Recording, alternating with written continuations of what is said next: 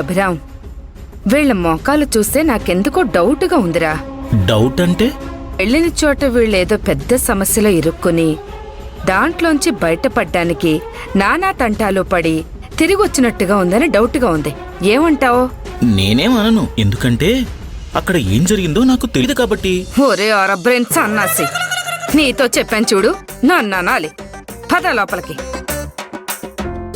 అప్పుడేం జరిగిందో తెలుసా? మీ అన్నయ్య ఒక్కసారిగా ఎగిరి మంచం మీద పడ్డాడు. నేనెళ్ళి ఆ డాగ్ ని పంపించి డోర్ పెట్టొస్తే కాని మీ అన్నయ్య నార్మల్ అవ్వలేదనుకో.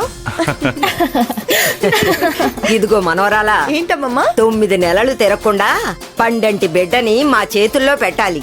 ఆ బిడ్డతో నా మనవడి తిక్క కుదర్చాలి. ఓ అమ్మమ్మా. వదినా, సిగ్గుపడుతుంటే మీ అందం రెట్టింపు అవుతుంది వదినా. అమ్మా అక్షయ, మీ ప్రయాణం అంతా బాగా జరిగింది కదా? బానే జరిగింది పెద్దమ్మా. మరి మొఖమేంటమ్మా అలా వాడిపోయింది? అక్కడ ఏమన్నా జరగకూడదు ఏదైనా జరిగిందా?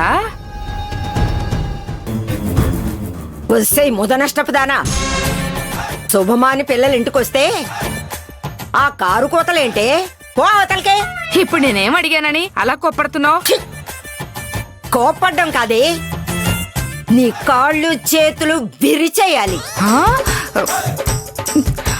అడిగి తన్నించుకోకపోతే నీకు మనశ్శాంతి ఉండదా అమ్మా?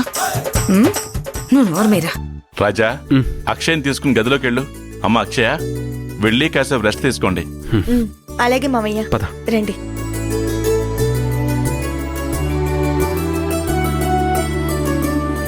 నానమ్మా, పద, ఈ లోపు మనం భోజనం ఏర్పాట్లు చేద్దాం. అలాగే పదండి.